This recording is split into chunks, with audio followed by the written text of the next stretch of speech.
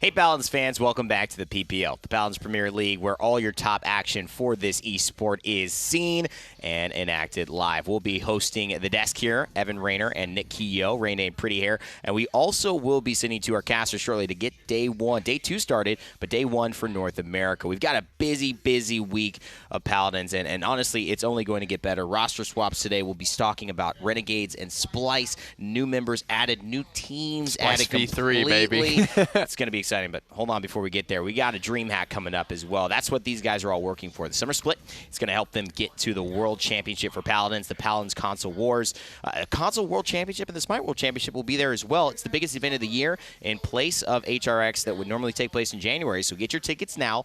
That way you are around. It's going to be a ton of fun and a lot of action. We've been to several Dream Hacks now, so it's definitely going to be a great one to add. We've got a busy day, so the schedule would be in front of you now, and it's really just showing the 2 matches we've got for North America. We're splitting them up. So basically 2 NA, 2 EU, 2 NA, 2 EU, easy peasy lemon squeezy. Renegades today and SK, they're going to be facing off during Splyce's doubleheader. And Nick, honestly, it's a great kind of time to have a doubleheader for Splyce to be able to see this new roster. Really, 2 games in a row. And let's be real, if this new Splyce roster is going to get in, it's going to be against one of these 2 teams. Absolutely. And this whole venture, it's not just the league. It's what leads from the league into the big money split. That's the summer LAN, July 19th to July 22nd. The fall split TBD, we'll talk about that a little bit more, but here's just the overall summer format. We got PCS on Monday. We got open bracket, 6 phases of that. We got the PGS that's going on every day at 11 before the PPL. Of course, the PPL happens at your lovely time here, 3 p.m. Eastern time, 12 p.m. ST, or Pacific time, as I call it. And we could start getting into it, Nick. It's Renegades, it's Splyce. Renegades first, I want to throw that on. They made a big adjustment here, bringing on a talented guy named Moonchopper who found his home. It's going to be a really quick swing here. Poison, he did have his come up from the PGS. Had a good run, but, you got to do what's best for your team, and that apparently is adding Moonchopper. Now, he's had his run in the PPL already. He played for Splyce in the first season. He was kind of the guy I thought that was going to catalyze that roster and make it work, but it didn't happen for them in the spring split. He's here now playing for the Renegades. And, he brings a lot of flexibility. He was the guy that kind of brought Maeve out of the darkness as well, it's worth noting. So he's an innovator for sure. And the guys who made their moment at that fall LAN in November, Rock Monkey, Rubu, William 355, who was on Splyce last season but has been dropped, and Moonchopper as well.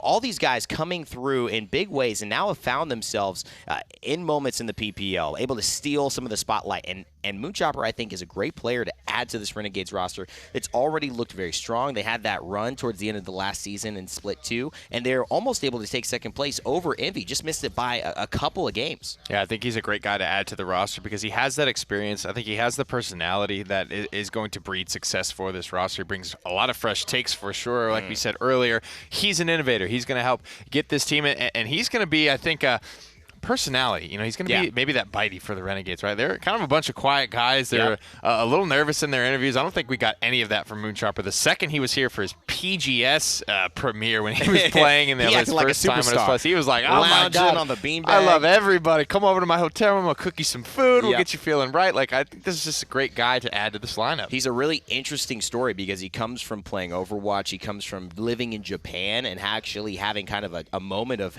can I even stay here long enough to compete in Paladins, to pursue my dream before having to go back there? There's a lot of risk that he's taken, but it's paid off big. And I think a guy to have confidence in your team, not just be a player, which Poison was great, but Moonchopper, as you mentioned, has confidence. He can make big plays. He's had those moments. That's where we saw him on Shaolin, changing games on Brightmarsh. So if he can add that to this Renegade squad, they're looking like they can compete with the best. Yeah, I think he's got a lot of flexibility. He's going to be able to move from thing to thing, right? Poison, I think, played a lot of his Cassie, played a little bit of his Shaolin, but I think overall the flexibility, the innovation from Moonchopper is going to be what's key. Well, I think that's also another kind of aspect to it. Moonchopper's kind of key to success being that he needs an extra push today. He's got Splyce, the org that dropped him and the rest of his squad, now being able to face off, maybe get a little bit of revenge. I know it doesn't feel good to have a club say, we're not done with 3 or 4 of you, we're done with all of you, we're just starting fresh. But on the reverse side for Splyce and this roster that was toxicity from the PGS, it's the best feeling. It's something they've been grinding for so long. Ozone and this team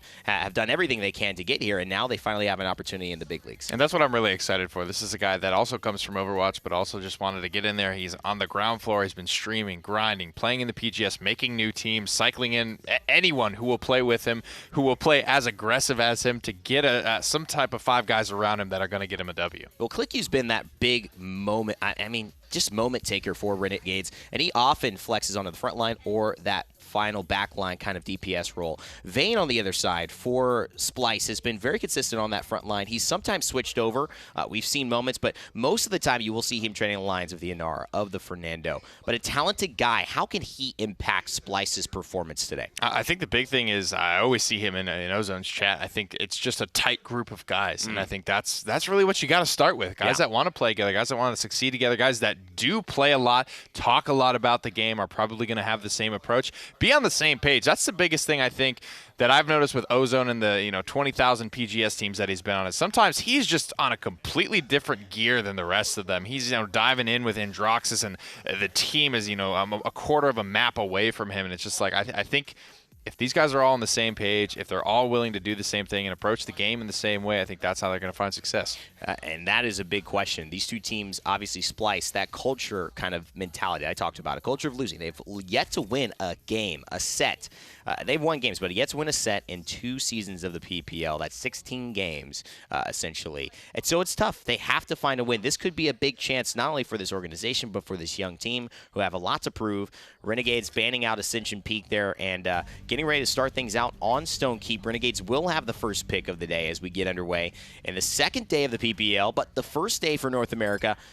And the ban will be Khan, when we've seen him banned quite a lot yesterday. Yeah, basically permabanned, and Maeve and Khan have kind of moved into that slot, which does, at the end of the day, it just makes things a little bit more interesting. When you're able to have a couple of new champions cycling, that means the old one, someone's got to go cycling out of this phase, whether it's Cassie, whether it's Makoa, whether it's, those Kinesis Strixes making it through on Frog Isle. There are now 6 high priority picks across almost every map, and you've got to have somebody making it through. And I think that's really exciting here. We've seen Inara and Terminus almost every single game. Usually those guys are banned or one is banned, but we're seeing the ability for Renegades now to trust their offense, to trust Moonchopper. Remember, Moonchopper had mentioned to me, if you give me Shaolin, I will carry a game. And they first pick it, trusting in this damage carry. Well, let's see. Fernando is going to be the answer back now. Inara Maldamba still on the table here, but you'll see even things like this come through where neither of those picks will come through, and it just varies on a team-to-team basis. And I think Shaolin, just because of who these teams are, you might see him first picked, even banned in this set. Cassie grabbed as well. Drogos, he was a big kind of talking point for SimSalute yesterday on NIP, which he had a great first opener with that. This will be interesting to see how Drogos is piloted on the side of Renegades. Loki typically is the Shaolin player, especially if you're going to have a Drogos on here, but they've got 3 DPS here, so you're now looking at somebody flexing. This is most likely Click You, Loki, and Moonchopper taking these damage rolls. Right, that's the big question, right? Because Kliku was that flex for Renegades in times past, but he also has a decent amount of overlap with Moonchopper, so who's going to take up those reins? Primarily on the Xin, I think, is where the biggest crossover conflict may arise for Renegades. Look at that, they get the Inara Maldamba dead last in their draft. Interesting here, and this is going to be a nice pairing as well. Not worried about the front lines. The Androxus picked up here for Splyce. This is something that Ozone has loved. He's trusted his first game in the PPL. Will he go to that? It could go to Ricotta, though, but we'll have to really see. You don't really know here, and that's what's going to be so exciting about loading into this game in particular, because there is so much up in the air in terms of who's going to be playing what for Splyce and for the Renegades. A fresh roster versus a slightly adjusted one. Well, one team has a chance at redemption. One team has a chance to prove themselves this time for real. Renegades, Splyce, starting off game 1 here in our NAPPL debut. Let's send it to the casters. Hey everyone, we are about to tune into Renegades and Splyce, kicking it off for this split for North America. Latigris here with Gormizer. As far as the draft goes, who you feeling? I honestly don't know which way to lean, because I feel like a lot of these guys have champions that I've seen them be good with in the past. I want to say I want to lean a little bit more towards Renegades, because I think they have the consistency, and of course Inara Maldamba is just irresponsibly difficult to deal with. Just a little bit. I would say it's pretty hard, pretty rock solid. Annoying. But as far as game number 1 goes, we're hopping into it. And my favorite part about this week of the split is the fact that you got the roster changes. You're waiting to see how everyone shakes out. So even teams that are fairly the same as they used to be, there's still a lot that can kind of just get shaken up. And my big one is, I feel like I've seen the Splyce roster play a bunch of other teams that we've seen play against PPL teams. But I don't think I've ever seen this roster actually play against a PPL team. And I think this is a good starting chance for them to come through. I think it's going to be kind of shaky, especially since with Renegades, I think picking up Moonchopper makes them a much stronger lineup. But Splyce, this is their comfort zone. This is where Ricotta and Vayne, before they were brought in last split, were comfortable. Oh, yeah. Interesting, though, to see. Clicky's going to be on the Buck, Loki on the Shaolin, Moonchopper on the Drogos, and actually seen him play quite a bit of that in his streams and just working on it for quite a while. But taking early damage, ClickU onto the low ground, but gets first blood onto Ozone for Splyce. Definitely get yourself going. A couple of missed shots there from Ozone, but as long as you kind of get rolling, once you get the kill, you get your confidence, that should start connecting. And now you kind of lock down Renegades. They don't have anywhere near as much space to move in, especially with Loki dying there. It doesn't really matter that you lose Ricotta because you just move in and take over the point. Splyce already passing 40% on the objective. Ozone still taking to this high ground. Always a nice angle when you can get somebody up here to just free fire, especially on this Cassie. Nice long shots onto ClickU, but in the meantime, Hero's just chilling on the objective, as Inara loves to do with the help of Maldamba. The biggest thing I'm noticing, and especially right there, you can see a lot of poke, a lot of damage coming down, finally getting the kill, but Cassie Ozone hadn't really been able to move as far forward, I think, as he wants. He hasn't been able to get a lot of kills. It's kind of been tickling anyone on Renegades. So he hits him here, hits him there, but you need to get at least one confirmed kill to really give your team that advantage. Right now, it is just kind of one kill here, one kill there as far as looking at the feed, but Renegades taking this lead 87%. ClickU has made his rotation over to the side, facing off against Ricotta, who's just fluttering on down to the ground. A nice hit onto Vayne. Hero with the double kill for the team. Nice cleanup through time and space from below for Splyce, but Renegades come out on top. That was really good coordination, mainly from where you could see kind of ClickU. You could tell who's calling the shots, where is the target, who am I looking for, because it's just shot here, okay, you got the kill, shot here, someone else pick it up, shot there, and every single time it's just, you just have to one-tap them to get that last hit. I'm going to make sure that they're in the position you need them to be for us to find success. And Moonchopper actually goes down right now, about 45% on this push. I feel like this is one of those sets too, when you have Splyce coming through, and you mentioned a lot of these players that we've seen before, but not facing off against PPL teams, not making this appearance just yet. It might take them a little bit of adjustment regardless of how much they've been preparing, but that adjustment can happen within a set. So Renegades take first point. They're feeling pretty good right now, picking up a kill onto Shadow, but I wouldn't just cross off Splyce because they've been getting some good hits of their own. I mean, I would say this is probably the toughest matchup they're going to have today, because I feel like out of the two of them, Renegades has been this team that has been improving constantly. They've had their hits, they've had their misses, but they have always been able to kind of like squeak into these lands. They always get that extra little bit of experience, and bringing in Moonchopper, who I would say was probably one of the better players on Splyce last split, bringing him in makes their roster just a little bit stronger. Now the Dragon Punch coming through. Vayne is not going to be long for this world. Immediately after the Immortal as well, so you know that ultimate won't be available. It's a good trade. Moonchopper stays alive after that engagement too. 2 ultimates used from Renegades in that interaction, but they've got a Dread Serpent, they've got the Buck Wild if need be. Splyce also with their own defensive mechanics. Shadow going to be taking a fight that he probably won't be able to come out on top of right here.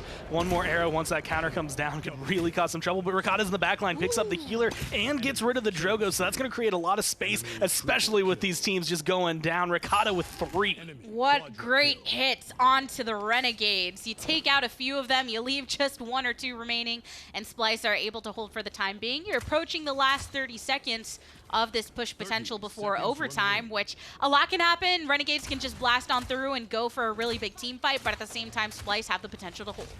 Coming around the corner. 20 seconds left, and this is actually kind of puts Renegades into a precarious spot because you do not want to rush into this open space, but you kind of have to if you want to get that overtime, and it's going to be worse off, and mainly for the healer and the front line. Moonchopper, though, going to be able to pick up Vayne and start opening this door. Yeah, there's 2 down for Splyce, so actually a bit more open than they may have realized. Keep on opening it, too, here with the double kill. Loki picks one up, and ClickU, even though this bottom angle can be dangerous, he killed off enough where you and the rest of the team are able to secure the push. Now, I know it was kind of cleaning up last hits, but I'm pretty sure Hero got 3 of the 4 kills there at the tail end. Oh, he's just been great throwing on down those crew. shots wherever he really needs to. It's perfect to have someone like that, especially on Inara, because it's not that she does a lot of damage, but I think she does sleeper damage, whereas like you can ignore her, and she's going to deal a lot more than you think. Man, Ricotta on that Andro, though. This is what we're talking about with Splyce, even though they're down 0-2 within the game, but still lots of potential. Though with that 6-5, that means before that interaction wasn't looking as sleek. It's one of those, you see the 6-5, you think, well, Ricotta, especially with a quadra kill, brings himself really far up on that list. And then you look at Shadow's 1-5, and it's just, well, he has to.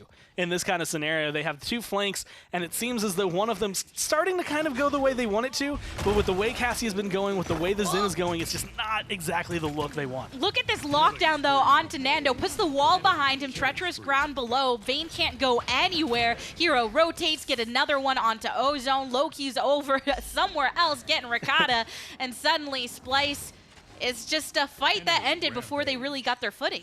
This looks to me, honestly, especially with the way that first fight went, the way Renegades kind of tripped up, I want to say, at the beginning of the game, and then they recognize, wait, we've played against these guys before, like, we know what we're doing, we know how to beat some of them, and those are the ones that we have to worry about the most. I mean, Ricotta has had this experience, Vayne has had this experience, the rest of them stepping up into the PPL, and you can kind of tell where things are different from the PGS for them. Oh, Dragon Punch. Looks like he's going to go find somebody on this island, but nobody's there. So getting that 30% regained, but still, here's a Spite taken down. Click you. Loki picks one up onto Aspect, though. 99% Dread Serpent thrown directly onto the objective. So Renegades looking for some security. Hero holding strong, and they get the capture. And exactly what they need to do. I mean, you get rid of this Fernando, and really no one on Splyce can step up. You give a Dragon to Moonchopper, he's going to be able to pick up kills systematically enough that no one on Splyce is able to actually stand and feel comfortable with their health bar. And playing well enough where you can afford to kind of whiff a Dragon Punch, and it's okay. You could miss one or two. Yeah, I was looking to try and find who he was going to target, but nobody was on that side. And at least you get the 30% back to you, and he's getting enough hits with all of his other abilities that you kind of just forget about it. But Ricotta picks up another one onto Click You.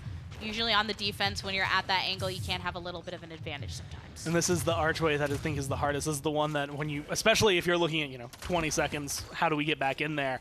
That's the most difficult push to break through because it's so open on the other side that you give up a lot of defensive nature, at least on the aggressor's side.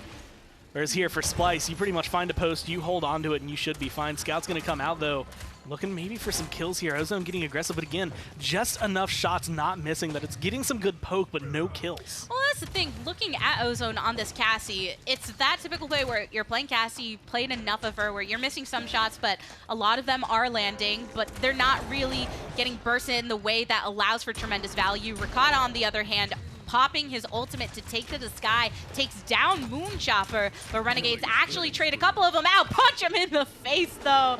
I love the hook. I love it. I like the way Ricotta approaches that fight, and I think the way he goes into it is good. The problem is just where, not even follow-up, but where he is once he lands down. It's just one of those areas that your aggression pays off, you get a couple kills, you get some good damage, but you didn't have anything to go to after that. Once you throw up your hands, you try to block some damage, and then you're left in the water with a bunch of hungry sharks. Yeah, and that's what we're seeing where, oh, that's a nice hit here. Good couple kills for you, but Renegades are the ones that are getting the objectives. They are moving forward. Click You with the double kill. Heroes putting in work as 10-1-5 on this frontliner, and you throw out last Aspects with Aspect actually putting through time and space, doesn't hit, and Renegades end up getting game one. So far, what I can say, especially with the way the Dragon flew around in the air at the tail end of that, is that you can trade out the one-shot ult for a two-shot rocket launcher. True. Yeah, there you go. But I really liked how Moonchopper was feeling on Renegades, and the thing is, in this matchup, because Splyce has went through such an overhaul, it's really difficult to see exactly how that synergy is happening with the new addition to the Renegades roster. Maybe as the series go on, we'll actually see kind of more of that just clicking in. And I think that's one of the things you could tell Renegades there definitely felt comfortable on Stone Keep. Their draft felt really good for Stone Keep, and they're still just picking up one guy. It's still 4 people who have been in the PPL for a while, incorporating somebody else who was in the PPL for a while and has been notably a great player, versus 2 guys who have played in the PPL but they were on the Splyce roster before, didn't pick up a lot of wins, and coming in with a bunch of people who are good players but they haven't quite hit that next level that they would feel comfortable with. So this is where they can find that equalizer. Well, first game for North America of this split of the PPL is in the books, so let's send it back over to the desk. Thanks, Gabby Gore. Good job. Renegades, they look pretty dominant in that one. Yeah, I mean, I think, honestly, that's a great draft from Splyce, but I don't think they play it properly. I think they were playing that a little too respectful, to be honest with you. I think with the Genos, there's aggressive. an opportunity to just spread the map way out. You've got Xin, you've got Andrew, you've got so much mobility, so much flankability, and you've got Ozone to sort of sit midfield and go and follow and help whoever has an opportunity. And, you know, I didn't really see much of that. I saw a lot of, you know, fighting up for the high ground. I didn't see a lot of getting aggressive, not much flanking going on either. And to be true to that, Inara puts them on a timer. Hero was 10-1 in that game, maybe 11-1 towards the end of it, and they just had to handle him. But they had to try and get an advantage somewhere beforehand because just fighting into an Inara, she's going to outlast the Fernando with the heals. And I think this was a big problem. They didn't execute either fast enough or they didn't spread the field out enough, Nick. And you could see Hero just still on point. He had a little spray onto Ozone after he finished him off as well. He was absolutely on his BS today. I think they did a good job ignoring her in the first round, to be honest. And what I mean by all this is kind of like, I think if you give this Splyce roster this draft in like a ranked game or something, I think they would play it properly. I think they can play it properly. Maybe it's just that first PPL game jitter. Maybe it's something like that. I personally didn't like their draft as much as maybe you did. I thought that it is kind of hard when you have a deletion of the front line in Drogos, and you don't have that counter on the side of Splyce. They didn't really have a way to get rid of the front line, both going triple DPS as fast or as reliably as I think Moonchopper could on the Drogos. He was 6-3. Andrew's in there, so he's not really getting countered out. But let's not take anything away. Loki played really well. He was, I think, 9-2 in that game. And Ricotta, how do you feel about his play? It felt like he was maybe getting aggressive because no one else was. He was 9-9,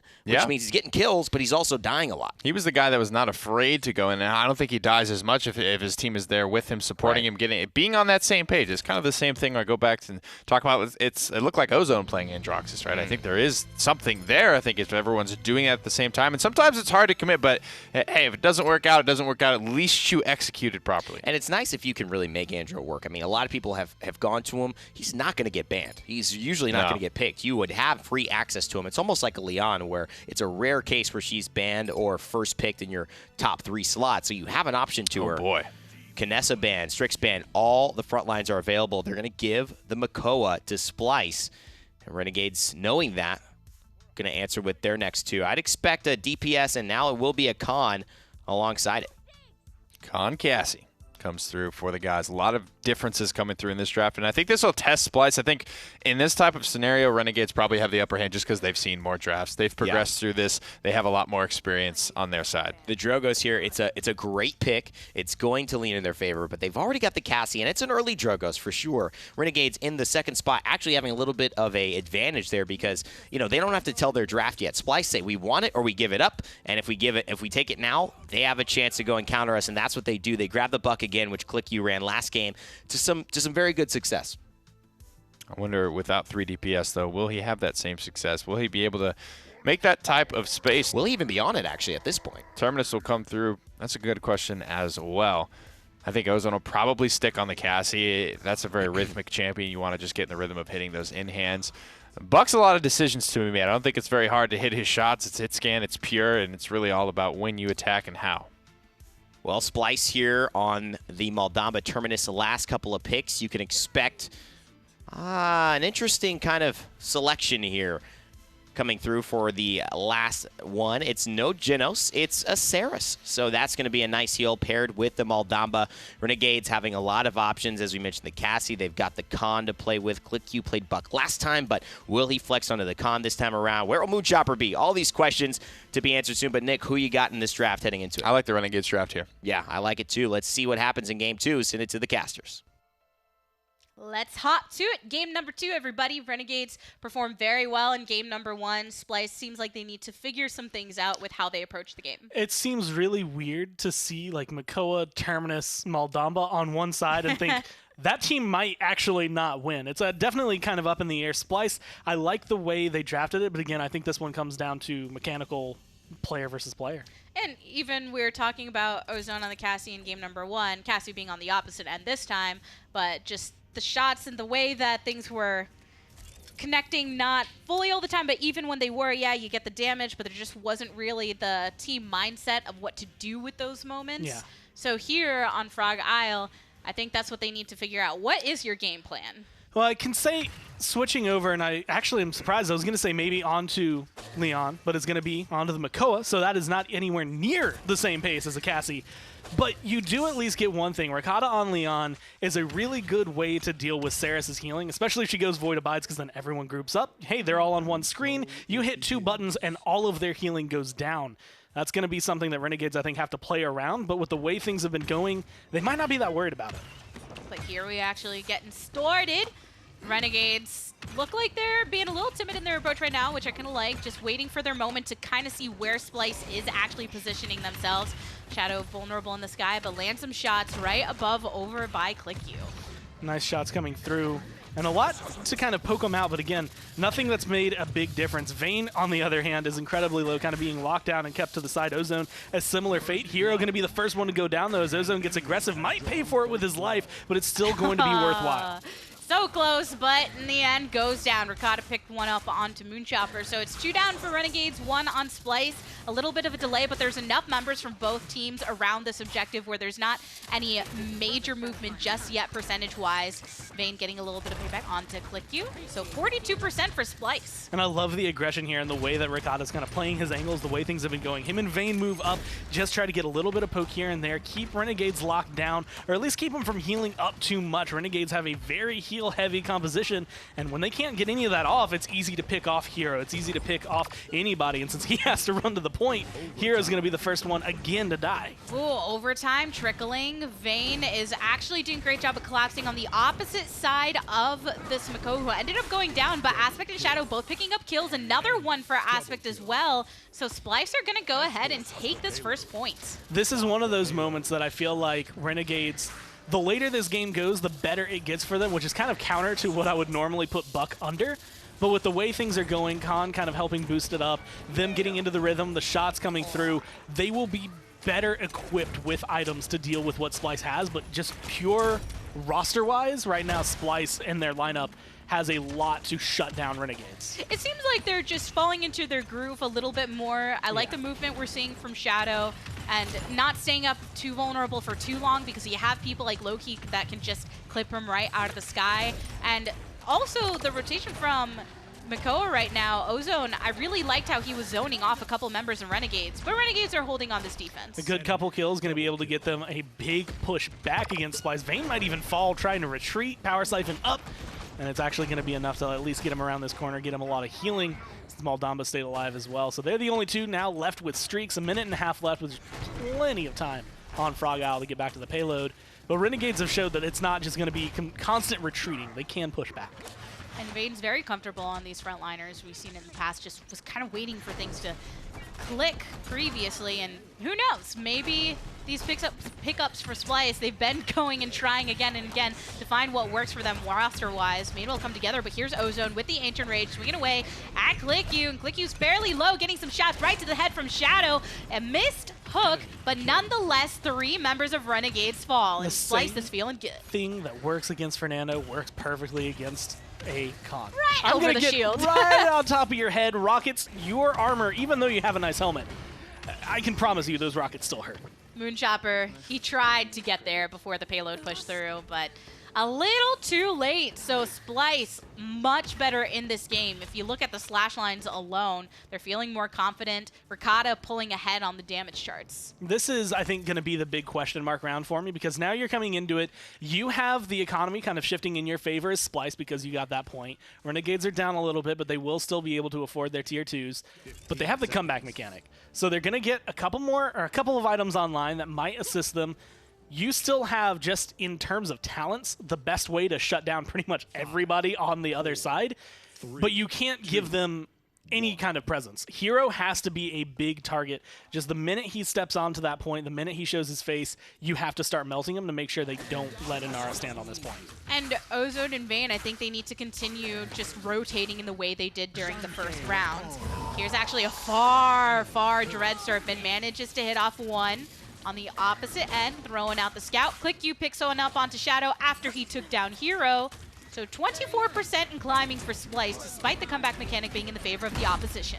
Good shots, a nice throw, going to be able to get rid of at least one, but that Enlightenment tags two, gets him low on the side of Renegades. No follow-up though, and Mercado ends up falling down. Now his team actually has to full retreat because of that. You know, all the while, Ozone managed to get a little bit more impact on the objective. Vayne has come back, coming back into the fight, actually heard the ultimate and did not want anything to do with it. So Shadow, he's actually over here finally getting that upward angle onto Clicky like he did previously, just waiting for something to connect until his death right now.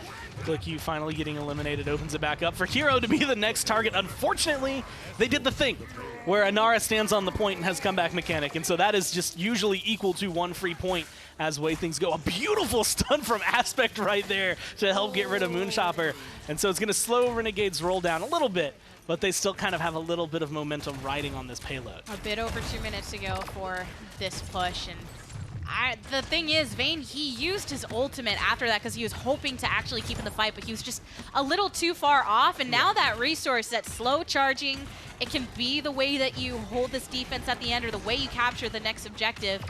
That's thrown away now.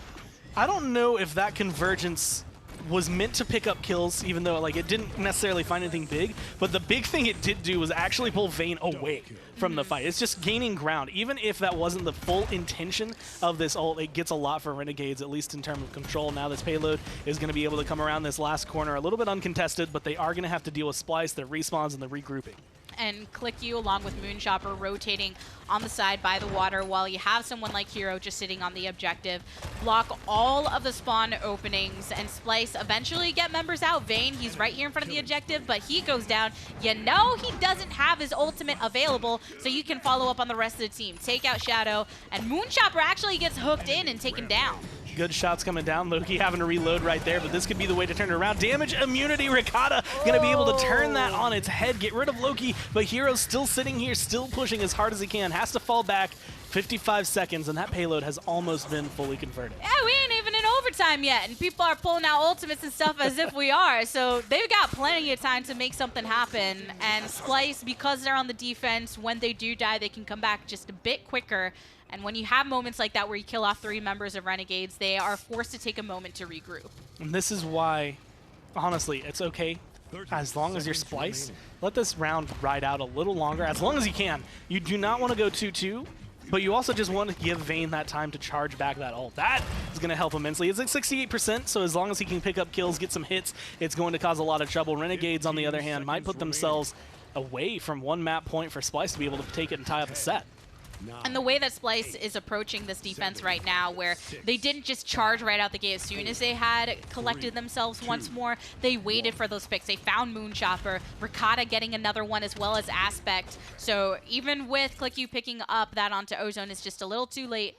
And here we go. And that was a really gorgeous separation, I think, towards the end as well. You could see Renegades were trying their best. Click You specifically, just get back onto the payload, get overtime, do whatever you can. But because of the way Splyce played it, they really split them in half. It's like you have 2 members over here, 3 members over here. You cannot fight as a unit. And that really just cuts them down and cuts them in half the way things go. Renegade's not able to do anything. Viral still 1-0-8 though. So his healing might not be exactly where he wants it to, mainly because of death and taxes on the other side, but at least his control and his consistency as a support is still there. So, yeah, I think on the side of Renegades, they still, with comeback mechanic, they have all of these ultimates available. Yeah. They can have a game-changing moment and then push it through to try and tie it if they manage to get a push to completion as well.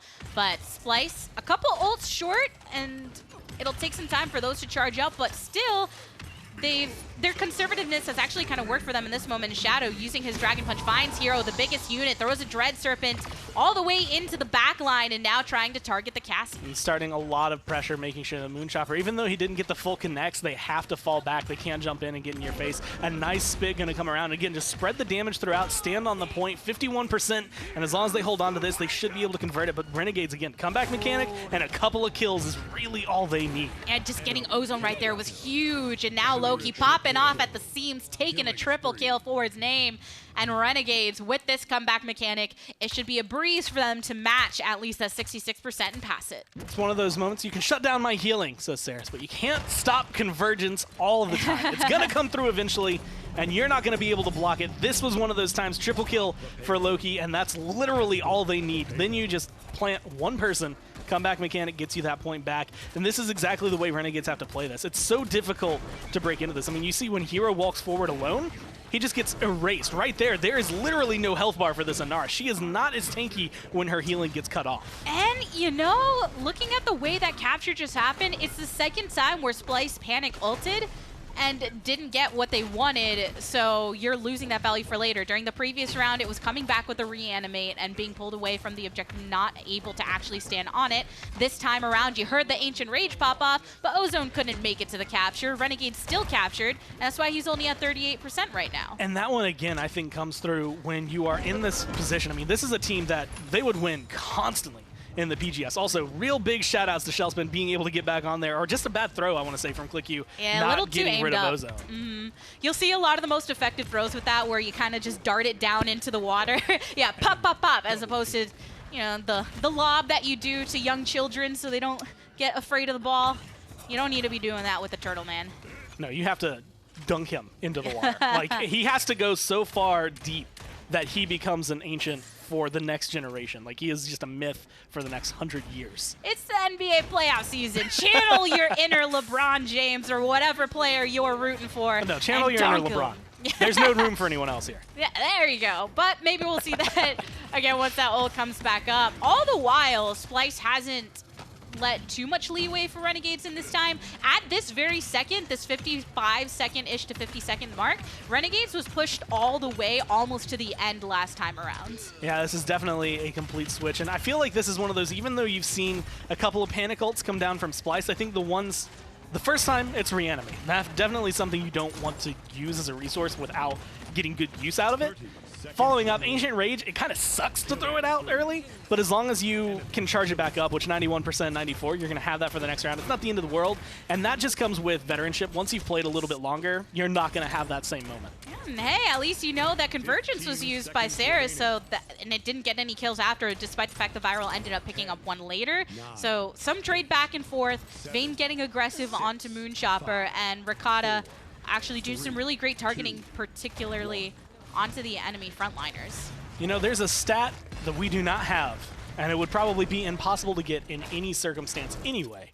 But I kind of want to know, like, healing denied. Yeah. How much has this Leon stopped the healing from coming through? Because there's moments where this Saris, you get something like that, a really great convergence, which is just candy for Renegades. And then there are moments where it's like, well, all of the healing you're doing anyway doesn't really matter as much. I mean, 132k is still impressive, but compared to where that output would be without a Leon on the other side, it just shows how, I want to say, difficult this point fight and just any fight has been for Renegades. Yeah, that's the difficulty with a lot of the supports, but Saris always seems to have her fall off moment because of those. So you need those convergences to hit to make up for the fact that some of that healing isn't going through. Set up plays like Viral did for Loki in that last one where he got the triple kill following up on that ultimate. But unfortunately, 66% on Convergence right now, sending out Scout.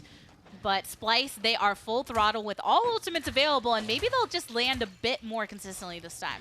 This time around, it's only half a comeback mechanic, 4% every other tick here for Renegades as they pick it up. But again, as long as Inara is alive and on the point, that is a threat you have to worry about. Ozone, Ancient Rage going to get popped, and Hero, again, the first one to fall. Yeah, Ricotta taking that one. The Buck Wild, Moonchopper, he's getting aggressive, but actually has to rotate out of the fight. So all the while, Splyce is back on the objective. Shadow kept alive and sending the fire from afar. Really good shots. Shadow, again, the way Splyce is approaching this, I think, is perfect. Because they focus on Hero, they know that that is going to be the main one to go through. ClickU going to look for a throw off the edge. Finally going to be able to pick it up. It took a little bit as Shadow tries his best to not die. But now with Moonchopper, they get the ball rolling, and that's all they needed. Yeah, you got the dart, you got the dunk. There you have it, man. Learning from the past. And Splyce, 2 members short. Shadow has responded to be able to get to the fight in enough time because of only the half comeback mechanic. Another Scout, as that got charged up really quickly, to take down Vayne. Loki on the side, Seismic Crash coming through, going to be able to help potentially get rid of Ozone, but the healing is good, and Shadow and Ricotta are picking up kills left and right, pushing back Renegades and stopping them from finding anything. And here is where Reanimate worked out for him. Vayne came back into the fight, able to lead the fight with the rest of his team, take up some of that damage, and Splyce get the victory in game number 2 to tie up the set. And that was the kind of performance I wanted to see out of these guys. This is one of the teams, like, I was excited to watch them come into this because they, again, have played together for a long time. That first game looked like that, first PPL game jitters. You got to shake it out, take a 4-0 wherever you can, and then find anything else for the rest of the set. Yeah, it seemed like percentage as far as Splyce and how they were feeling with everything wasn't quite to 100 in game number 1. Came together a bit more in game number 2. But now it's basically becoming a best of 3, so let's send it over to the desk. Hey, it's exciting Paladins, North America. We haven't seen that in a bit, especially with these teams in particular. Splyce taking a game off of it. Not yet a set, but still on the way there. Yeah, this was a decent set in the summer split, or the spring split, for a couple of different reasons, though. I mean, it was like the reverse sweep for the Renegades, but a lot of things going awkwardly, I think, especially around that con. And I get it. It's hard to counterplay, but I'm trying to think of like how I would do it exactly, and I think it has to start actually with Shadow, because there is a lot of moments where Khan is very vulnerable when he's kind of doing his stuff, right? Easy couple of taps from Fusillade there. And I'm wondering, and curious to get your thoughts on this, do they try and force this ultimate not so near the water? I think the only way you have a chance of counterplaying it is this Drogos landing a couple, or maybe, that very last overpower that we saw.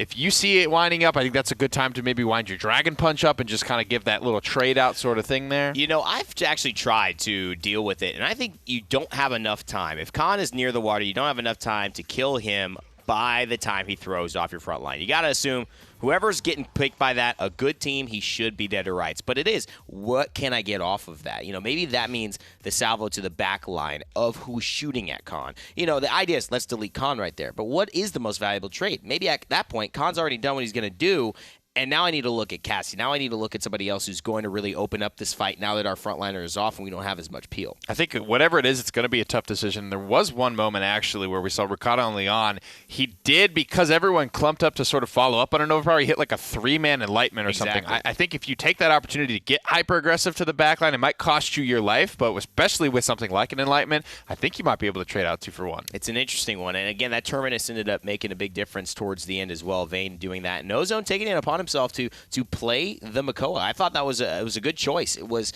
not necessarily in his let's play this because this is my favorite and this is how I dominate games in Paladins, but hey, I know how to play Makoa. Makoa's great. We got to take him here. I'll do it. And Shadow looks comfortable on Drogos as a result. Vayne plays the Terminus, which is a little bit harder of a champion to maneuver. You need more time on him. So overall, Splyce makes some good roster adjustments, and I think this is a win that's well-deserved. Yeah, and as we head to the map screen to see where the rest of this set will unfold, I definitely want to give some credit to the support players, specifically Aspect. I thought was phenomenal. He throws in a good couple of damage shots there in the first round, some key stuns to lock down the buck for himself, as well as the way he was using Dread Serpent just to get a fight started or cover a Dragon Punch, guaranteeing that Shadow was going to be able to get that off. I don't think I've seen as many Dragon Punches successfully get off and that Drogos live as I did in that Frog Isle game. He did look clean. He looked clean on that one. Good stuff from Splyce. They take the win, the first win from this brand new roster that's now in the PPL. So exciting for them. And Renegades, now they have a chance to kind of rebut. They'll ban the Khan this time around instead of trying to play it, and the Drogos as well. So Drogos and Khan and Maeve have really opened up the Inaras, the Terminuses, the Cassies, and the Shaolins to be played. So in many ways, this meta has already shifted on itself. And that's what's so cool. It just takes a couple of champions here and there, just a couple little things to get everything completely thrown up into the air. Makoa has made it through more picks and bans phases in this split already than I would wager probably the entirety of the spring split. Or maybe the entirety of EU. I'm not sure anyone will ever let him go. But somehow Theo played the most in those lands that we saw. I love giving it to Fnatic. It didn't end up working out at the very end, but did work out for most of the time. Shaolin and Cassie grabbed by Splyce. That's a dangerous duo. Renegades have Buck, and Moonchopper did look good on the Buck. He got started slowly, I think, but he looked fine on it. Yeah, Buck's a tough one to do in double DPS compositions. I think Buck does well when you're making a bunch of space for somebody else to come in. It's hard and just, especially against another double DPS composition when it is more a little bit backline heavy. It's a little more we're sitting back. If you come to us, you're just going to get obliterated. Buck is definitely not easy to pull off into 2 tank, 2 DPS comps. And they're going into him early, and there's no Drogos on the board, so maybe that's something they're considering. Just knowing that also Bright Marsh, a smaller map, Buck can get in, get out, get safe, and get around corners a lot easier than that. The Grover, something we saw actually viral used to great success in this map. Efflorescence, that talent that he chose. They use that quite a lot, actually. There was Man, that one set, the one we were talking about, I think it was the Splyce Renegade set from the Spring Split. I think they ran it close to every single game, and yeah. Pip will come through here for Splyce. This is another, frankly, something I think either Shadow or Ozone played a decent amount of Pip back in the day. Well, Cassie, Shaolin, another essentially triple DPS composition from Splyce.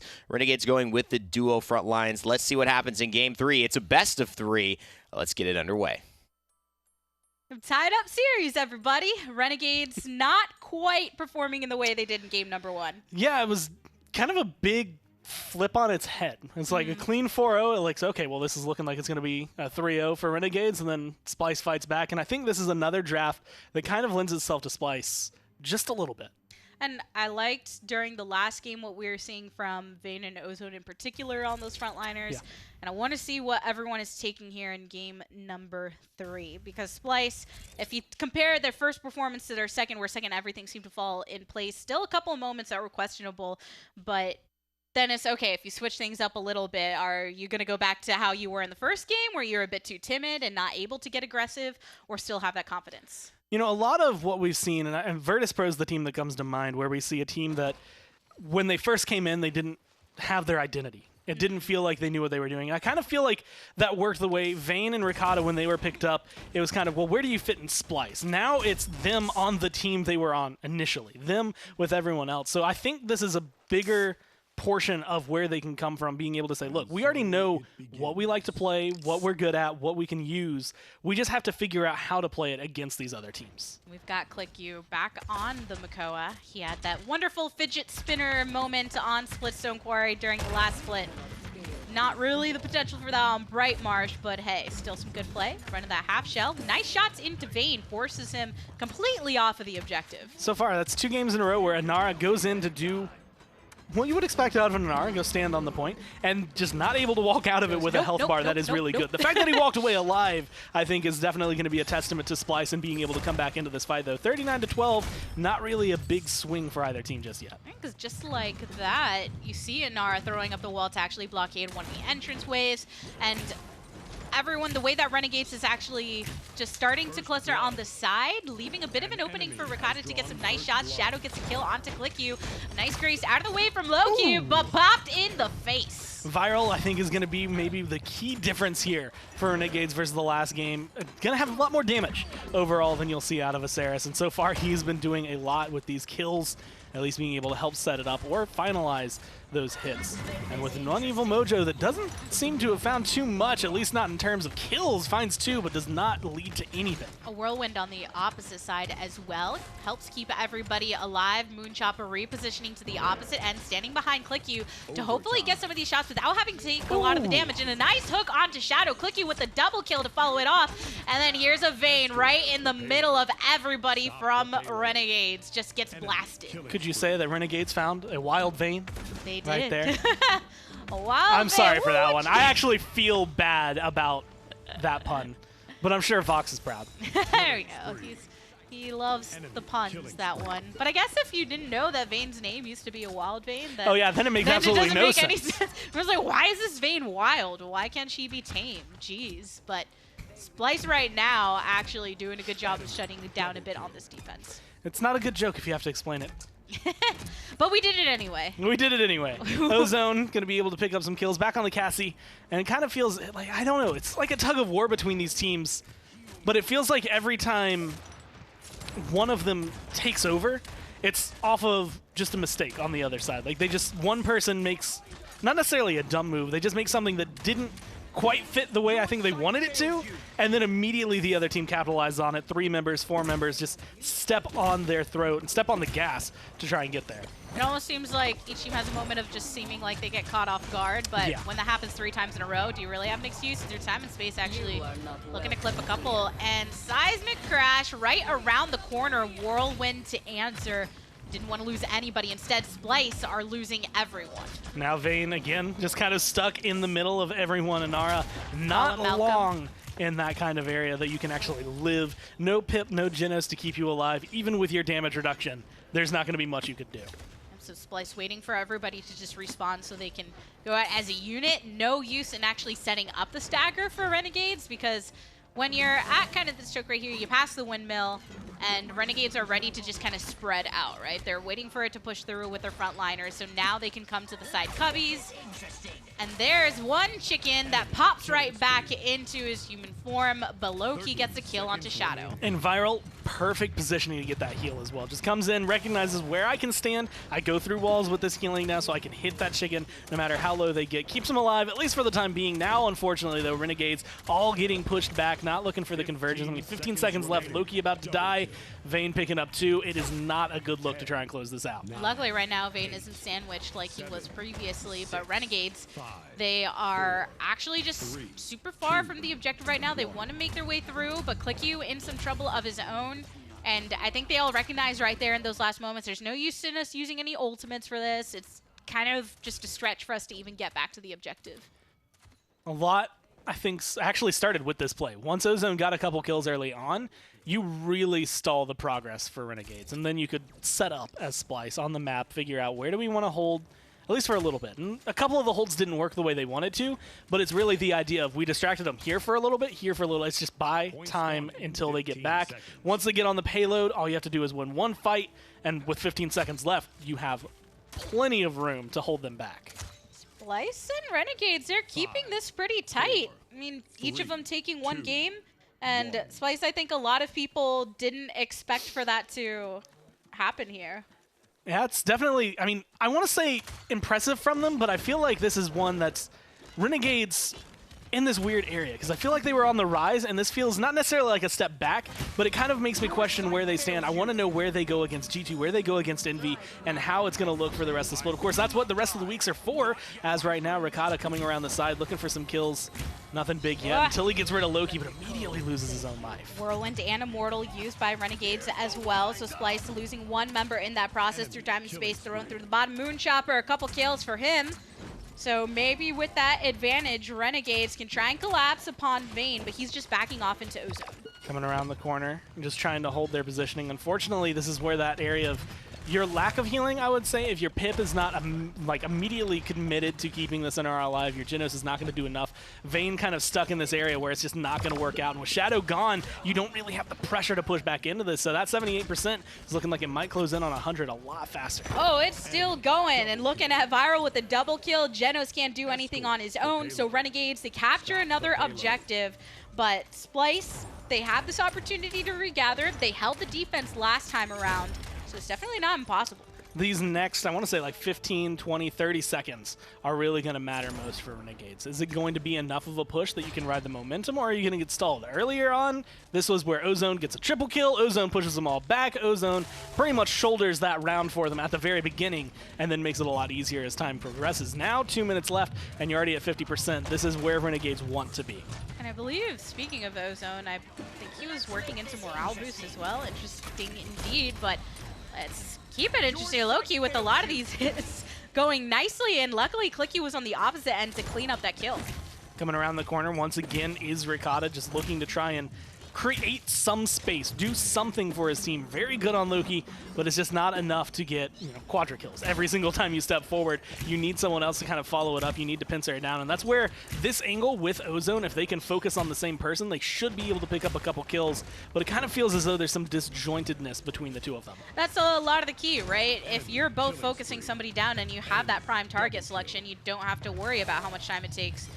Hit a few of your shots in conjunction, it's fine. But instead, they're the ones getting blasted. Hero killing both of them off with those last hits. Now Vayne goes down as well. So you lose your damage, and that just completely slows things down.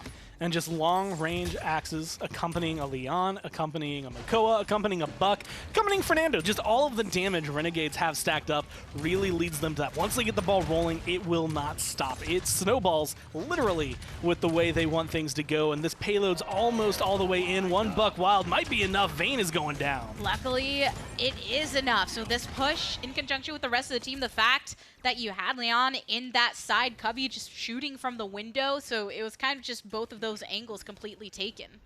With the way things are going, this is something I'd actually said I wanted to say offhandedly. I had mentioned that I would have preferred to see a Grover over a Saris on that Frog Isle map, just because I feel like, again, when you play against the Leon, in this case you're playing with the Leon, so you don't have as much to worry about, you at least get that damage output. Right now his healing's at 152, which is skyrocketing above both the supports on the side of Splyce. But I'm assuming that Viral's damage is up there as well. I mean, he's on a 22 streak. He's got the morale boost as well, and with the way things have been going, he is comfortable. I want to say he's got Whirlwind up more often than not. He's not dying a lot. He's getting a ton of healing. He is doing his job perfectly. Well, look out, Splyce. They're up in damage. They're surpassing nearly everyone else. But Renegades still with that objective focus. And these chickens aren't getting roasted after they actually get that initial grilling. So Viral picks one up onto Ricotta. And so, yeah, you're throwing more damage out, cool, but we're getting the hits that matter. Viral, Loki with a double kill, and it just doesn't stop. And it goes to something we saw yesterday as a triple kill comes out. Looking for the quad, they're going to be able to find that one as well with those final little hits. No one's around for a Penta. Unfortunately for Loki, I think he could have kept the ball rolling had he had that moment. But it's the same thing we saw yesterday in some of those games where it was just, you have the poke, you need the kills. That's going to be the difference. Renegades are finding kills even though they're not getting as much damage. Splyce, you're spreading it. The love is everywhere, but it's not actually locking anyone down. See, there you go. Oh, one hook and one hit, and that's all I needed to kill you off. 96% Renegades are looking very strong in what seems to be potentially... Come on. Yeah. No, oh, yeah, you judged him a little bit right there. That was like 4 shots. Splyce losing so many right there in the end, and Renegades coming together for a victory in game number 3. Admittedly, even though he missed a couple shots there, he did exactly what he needed to do. Hey, look, we killed off Genos. I almost killed off the Pip. I kept him locked down, and that's really all they needed, just a little bit of space. Yeah, and I think that Renegades just were doing more with the moments that they had as opposed to Splyce, where, yes, they were topping off on the damage, they were getting a lot of poke, but where's the finish off? When you have those evil mojos that were hitting 1 or 2 chickens, or making them chickens rather, where was that actual cleanup? But we're going to go send it back over to the desk to break it down. Thanks, Gabby and Gore. It's Renegades taking a lead here, 2-1 now in their set versus Splyce in this NAPPL opener. I think this is a good showcase of where both these two teams stand. Renegades are clinical in executing their drafts. They're very, very good. They're not making mistakes. And I think Splyce are going for some rather high execution stuff and just not executing it all the time. And it brings to me the Pip here in this game, going back to the Androxus in the first game and Stonekeep, just stuff that's going to take you playing perfectly almost to make work, and they're not quite there. Especially when you look at the Renegades draft. Splyce had a bunch of good picks, sure, but they didn't flow together as well as the Renegades. And when you see choices like Half Shell, it's clearly a team composition choice. Yeah. Kliku's not super into that, I'm sure, right? It's just about keeping that steamroll moving forward. Anytime you've got this Grover tripling the next closest healing number on that chart, it's clearly working out well for them. I mean, just some incredible plays across the board from Viral. And, it really makes me appreciate Grover because he's not a champion we see all the time, and we only really see his efflorescence style now. It's a really good talent for him. But just the impact of a cripple, it often goes unnoticed. It can shut down a Cassie. It can even shut down a Nara if she doesn't move slow enough already. I think that cripple is almost securing death, securing she can't get behind that cover. It's a great pick, and it seems to work for them, so keep on doing it. Yeah, I mean, absolutely, especially on a map like that when you get a lot of line-of-sight breaking shields, things that are going to let that cauterize fall off you as well. They operated so well as a unit, simply too well for Splyce to handle, cut and dry. Yeah, and the range, the chunking, that's another big, we don't talk about it, but, Makoa, one of the reasons he's so good is his weapon. It's 650 a chunk. Grover at that range can do that to a Cassie, can poke someone out to where I can't play now, and that's just my support adding some extra damage, still doing his thing. Getting into it, though, Game 4 is do or die now for Splyce. They've got to get a win, and I think they have it in them. I think this could go best of 5, but that one was a little bit too rough for them to come back from. Splitstone Corey, that'll be the map. Always some interesting games here. Definitely changes up the pace here. I think Ozone and the rest of the Splyce guys are very good, mechanically good players. So if they can get that 3 DPS composition again, spread the map out, and make it obviously a more skirmishy type of game, I think that's where they stand a better chance because as we just saw on Bright Marsh, they're clearly not going to beat Renegades in a 5-on-5 team fight. And how about this kind of shadow coming in? The Drogos looked good. They got their win on that. Yeah. But what does he have to do to really make a difference in this team? I think there was room for that Frog Eye, or for that Pip to be a Xin. I think especially with Genos and especially with the flexibility of Ozone and Cassie, being able to have Shadow step in and play Cassie as well. I think there was, spilt milk and all that, but there is other ways, I think, for Splyce to go, and that's going to be what these first couple of weeks are about, figuring out what works best for these 5 guys. Maeve, for the first time, will make it through a draft. And you know what? The Bomb King banned a lot.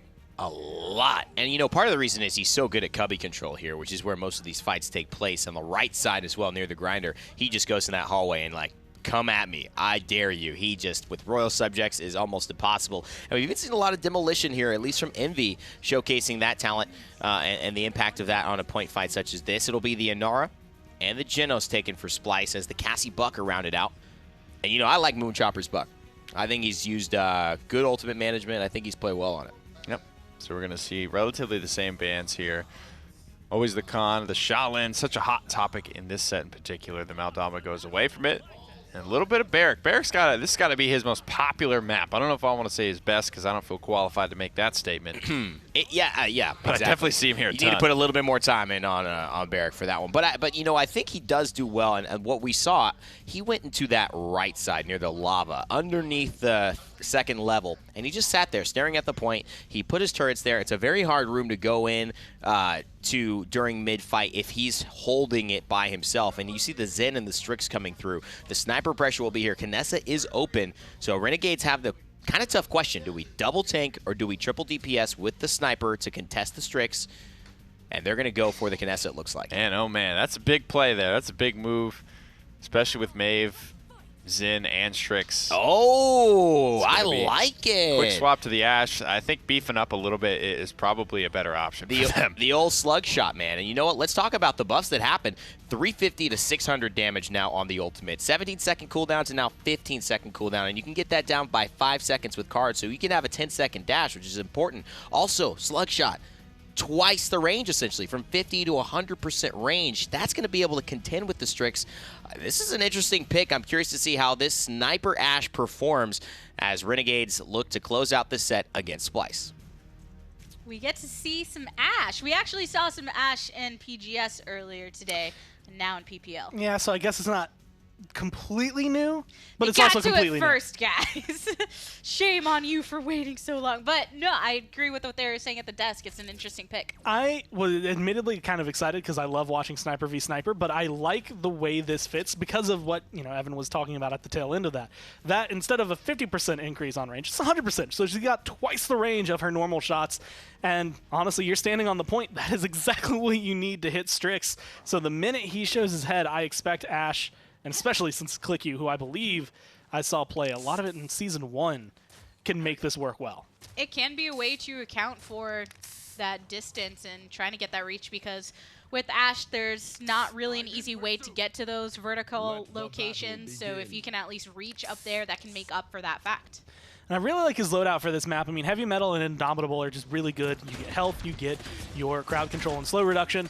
But having Percussion 4 is honestly just I'm going to knock you into the drill at some point during this map if you give me the option. So I want to see ClickU is the one on the Ashe. He's used that meat grinder before. Maybe we can see another tremendous moment of taking advantage of the map itself. But 15% for Renegades. Splyce with their frontliner having good old Inara actually rotating over, and there's going to be first blood. Shadow taking down Hero. Going to be able to get rid of him, but Vayne is just barely alive right now. Moonchopper going to go in, but not going to be able to find it. The healing is good. They don't have enough anti-heal. Finally, Loki going to be able to close that one up or clean that one up. And now with ClickU kind of moving out onto the point, I think his shots are going to be a lot more impactful, and you can see Splyce retreating. I like the way that Moonchopper was using the bleachers too. It seemed like just still great angles on everyone, but a nice place that he could actually back off and hide. And all the while, Renegades got that 48% and finally starting to get a bit more climbing onto it, because Splyce, they're kind of spread around the sideline. And I really like Moonchopper. Like, I mean, you had mentioned his positioning, but just where he's fighting right now and the way he's playing Buck is not the way he's been playing it the last couple maps. He's just sitting right here in the middle, poking his head out, getting that hit scan damage wherever he can, protecting himself if he needs to, but his focus is the point with his team. And Ricotta on the Strix just didn't really get the hits that he needed to go and make this point actually stop. So 99% to 100, and Renegades get the point. One hit away. Moonchopper, though, going to be able to turn that around and pick up a kill on Ricotta. Shadow is low, might be able to make it out of that because of that billow. And now with Hero, the way he is standing and the way he's built, you can see Bowling Ball, Brave and Bold, everything to kind of keep him alive. He was rolling around in that Bowling Ball. I want to say been working as well as he wanted. He's taking some spills, but still a very solid kind of replacement whenever Clicky goes down. Yeah, when it mattered, when Ricotta was on the high ground trying to shoot him off of the objective, Hero was able to roll around like a bowling ball, keep himself protected, dodge, and then say, hey, well, you can't come down here to stop this. So and therefore, we get it.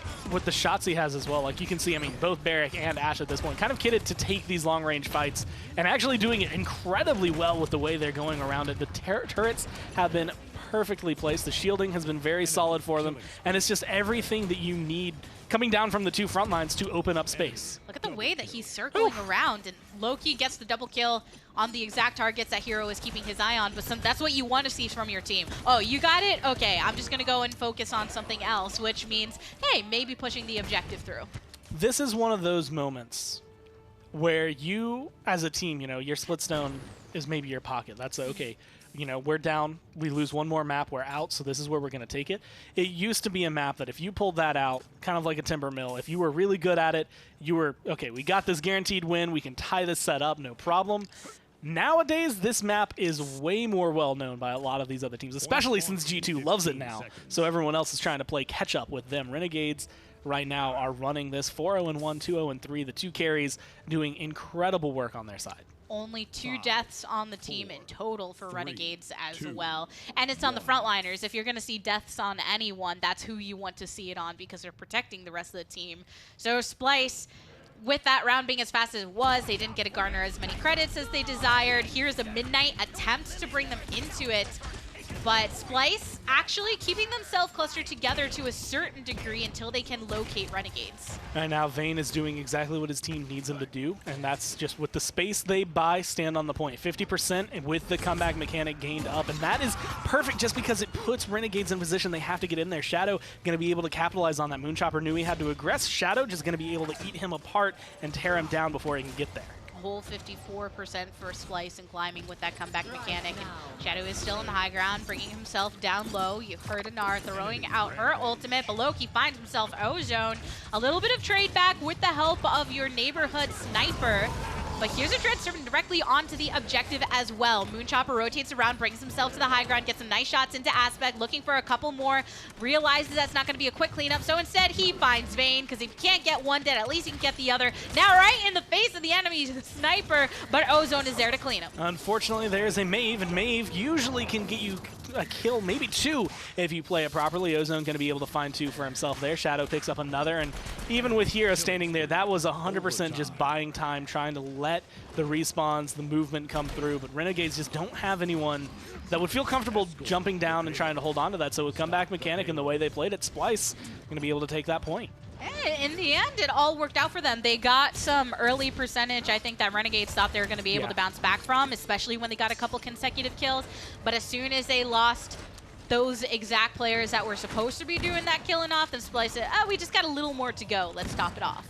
That's probably the thing that's most dangerous, not only about comeback mechanic, because they capture a lot faster. You look at 50%, and in your head you say, that's not going to be as big a deal. That was a great shot, by the way, from Ricotta. Another great shot following it up on the click Q, and now might be able to find even more. I love the way he's kind of aggressing on the Strix. It's a whole different game when Ricotta is hitting these shots on the Strix, and even recognizing the fact that when he can't find one target, making sure you immediately adjust your positioning. So Renegades are kind of just looking around to find out exactly where Ricotta's coming from, get some shots into Moonchopper, but he's got his own sense of sustain and actually punishes him for that misstep. Kokyu kind of holding some angles, and this has been the one I want to say he's kind of up in the air. I think his performance at the very beginning of the game opened up a lot of space for Renegades to come through, and because of the way Splyce played it, he wasn't able to have the same performance for the second round. And so they get the point, they get a lot of control, and they kind of sneak around. But you can see this range is just ridiculous when you know how to aim with it. It takes a little bit of getting used to, I would say, from personal experience, but once you get it, it chunks people as long as you find the right angles. Yeah, you get a little nice poke here and there, and that, especially in conjunction with the rest of the team, can be very devastating. And then, because you're a frontliner, you can get down into the nitty-gritty in the way that he is. Renegades picking up a couple in that interaction. 45 seconds to go in this push. Nara running into some trouble, actually getting locked down within this corridor, not having the cooldowns needed, so Vayne taken out. And just being able to do something that I think Ashe does best, which mainly is deal with Maeve. I think she has a better chance, even without her explosive shots. It's a very good way to kind of help make sure that Maeve doesn't have the same performance, but you can kind of keep them locked down. ClickU being a big part of that. Ricotta, I think, is the big key for Splyce to try and open up this door one more time, try to get back to the payload. 15 seconds, so they have to get on it now. Almost all ultimates, if they do want to use any of them, were in those final 10 seconds. Ricotta adjusting by taking to a high angle, but that's the difficulty of this push. There's so many twists and turns of the payload that you can only keep this angle for so long before it loses value. And instead, Hero gets the kill onto Splyce member, and Renegades defend. That was really good movement, and I want to say just everything that kind of came down from the members of Renegades there, because you could see Ricotta actually trying to do kind of what he did here, where he followed up with a lot of shots, but at the angle he was, there were pillars, there were walls, there were corners, and then eventually it was just, there's a shield that really stops the damage, stops him from finding the kills. And even just one pick right there could have potentially gotten something rolling, at least move Vayne in, but unfortunately not going to be working that way, especially when you give Moonchopper that room, which is exactly what the team did. Look at all that rejuvenate for Renegades as well. Moonchopper, ClickU, and Hero all trying to keep themselves alive with the help of Viral. And honestly, I mean, deep breath, I think, is the big thing. Kind of helping a lot of that. You see, I think, the damage reduction. ClickU didn't have a lot of it, but I know Barrick's got a little bit, at least in terms of shielding. You could see some in the buck there. With Rejuvenate, all of a sudden you're not taking any damage right there. Through time and space, not going to connect, and you lock Ozone down in the corner. Ult from both sides of this, and Splyce is the only one to lose somebody so far. And Aspect wanting to pick up the pieces, try to top off everybody the best that you can, because Shadow fell really low after getting hit by that Dread. Didn't even realize, but I mean, that was Midnight, that was Seismic Crash, and Through Time and Space. All three of those got dropped, and they didn't find anything off of it. You get Dread Serpent, and you get Scout on the other side, and now you're starting to pick up some kills, but Ozone maybe not in the best position. One more shot, one more kill, Moonchopper finding that one, and this is the presence Renegades need. They just need to stand on the point. They're already at 45%.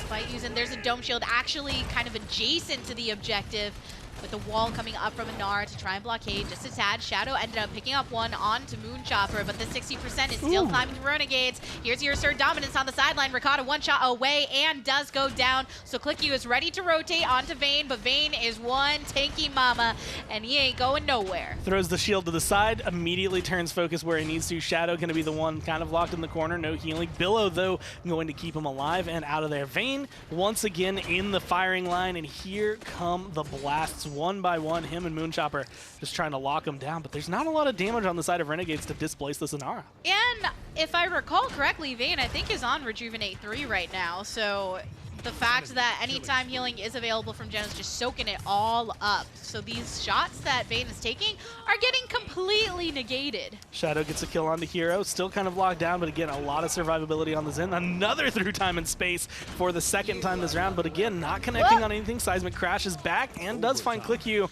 but not going to buy a lot. Only for a moment's time. Vayne finally gets displaced by the Dread Serpent from behind, but Shadow picks up a couple kills. Moonchopper ready to throw it on back, and ClickU, he's still rotating, looking for some targets of his own, wants to protect this objective as much as possible, but gets targeted by the Spite, and because of that, unable to secure, and Splyce grab the point. Depending on how this push goes, I want to say it's actually beneficial for them, maybe if it doesn't go all the way in, just to have a little bit of comeback mechanic, but they are in this area where a push right now would make them get a lot of momentum, kind of help shut down Renegades, and maybe get them feeling comfortable. And Ricotta is the one, I think, who's feeling the most comfortable. These shots are very consistent, a lot of damage, and when you can pincer them between a Zen and a Strix, that's a lot of damage you just don't know how to deal with.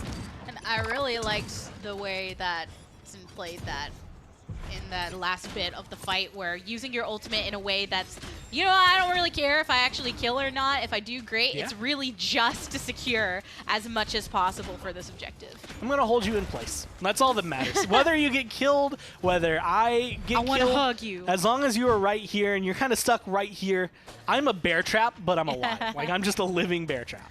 Pretty much. About a minute and a half to go.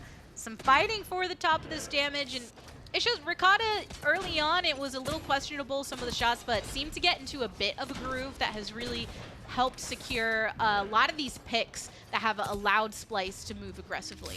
And Splyce, with the way things have been going, can now afford a little bit more in terms of items on their side, just because they've captured 2 points, so they have a little bit, you know, when you look at the rejuvenates, that's going to make a big difference for the Inara. When you look at some of the smaller details that come through with the game, Renegades are going to be falling behind a little bit there, but with the way they're playing, as long as they can pick up kills, and again, just singling one member out at a time, take off Shadow, take out Ricotta, then take out Ozone, you set yourself up for a good defense. And we just witnessed some of that distance that makes Ashe kind of devastating from certain angles, where if you have a target that's already getting damage from one of your DPS players and then Ashe is from a completely different angle, just kind of aggravating from the side, then it can be pretty deadly.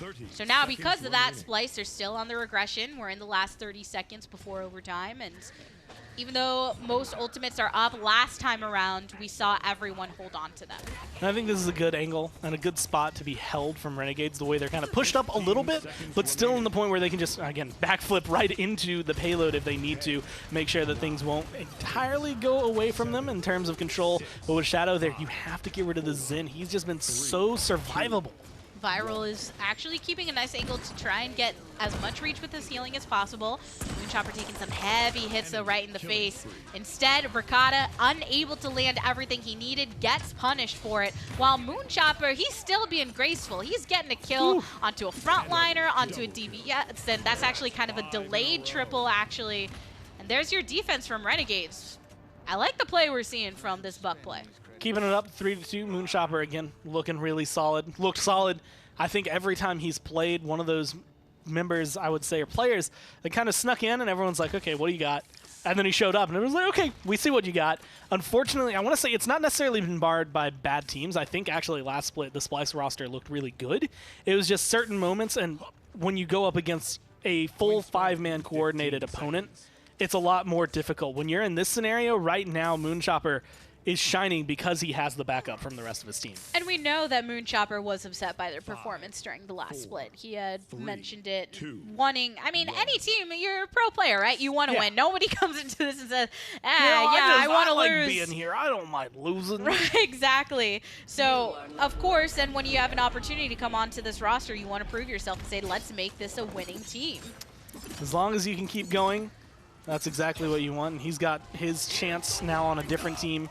And so far it's been going well. This is definitely not the start Renegades would want. He's on one side looking for a Strix and not really finding anything. That Buck Wild did not find a lot, but Ricotta, where are you looking at, man? He's right behind you. Oh, no! He didn't look around in time, and now Moonchopper with one under his belt ends up just tumbling to his death, but still got a lot of value before he did that. He's 72% right now. Clicky essentially has to live on this point if he wants to stop it. Assert Dominance is going to keep him alive for a little bit, but he's not getting a lot of healing right now. He's going to get Void Gripped, a lot of anti-heal coming through. Finally going to sneak around a corner, but it's not enough to save his life. But just in time for here to rotate in. He actually gets chunked down quite a bit and has to find some safety. But low-key, even though he got those 2 kills under his belt, Splyce, they capture another one, so it's 3-3. And this is actually the best time to get it. I mean, they've been capturing this point. Even though they haven't gotten a push yet, now they can start riding that momentum. They're getting a lot of kills. Even though Viral takes out Ricotta there, Vayne is still around. Vayne is still pushing. Vayne is still getting some momentum build up for the team.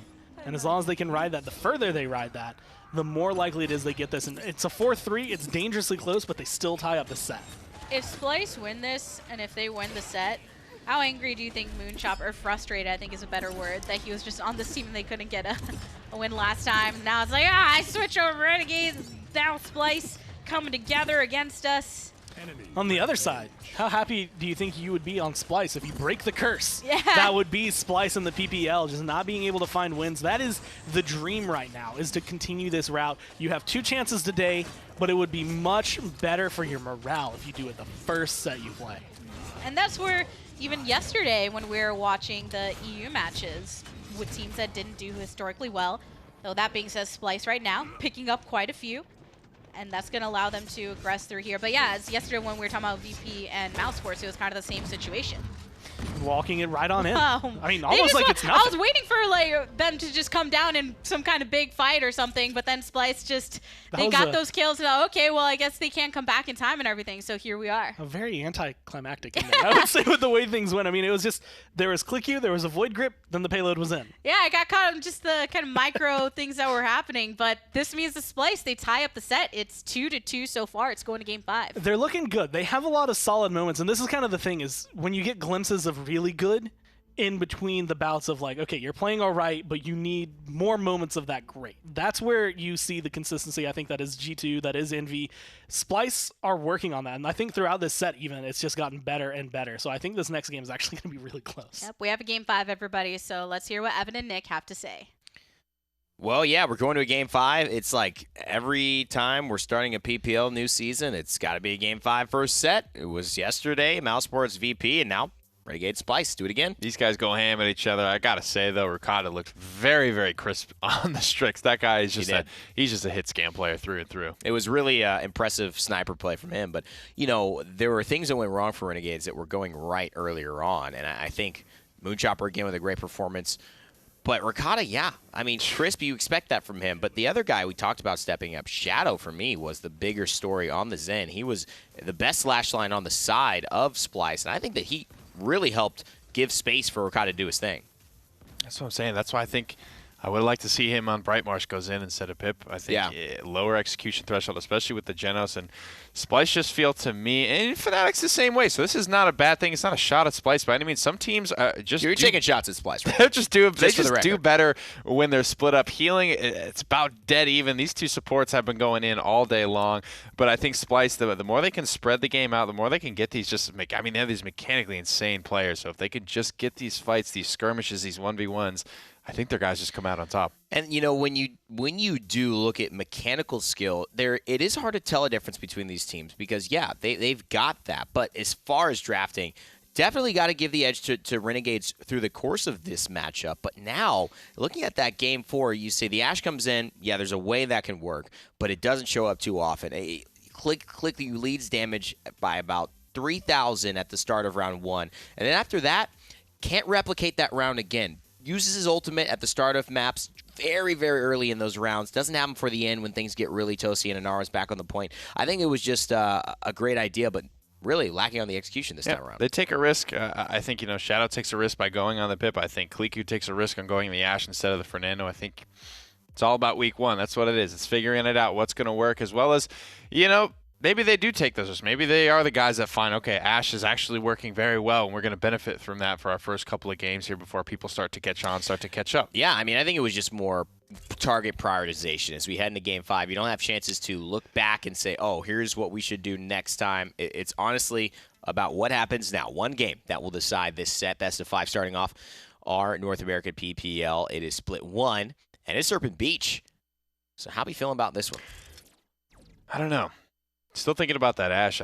You know, when I'm seeing like those dreaming about that Ashe 360s, 370s, it's just it doesn't feel like it's hitting hard enough later into the game. And unless you saw like one moment where Kliku was able to hit like Ozone like 8 times, but it's like those types of situations. It's like those grinding defeats, especially when she's not in the backline like that. I feel like it's an easily avoided death. To me, that was really where I looked at the Ashe. That it didn't work. I thought it was too much focus on the Inara and the tanks. I would have loved to have seen 1, 2, 3 onto Ricotta, because then he's got to do something. Then he's got to move. You can't just sit there with a 2,000 health champion and take 3 shots for half your life and then say, well, 2 more are coming right after this. Where do I go?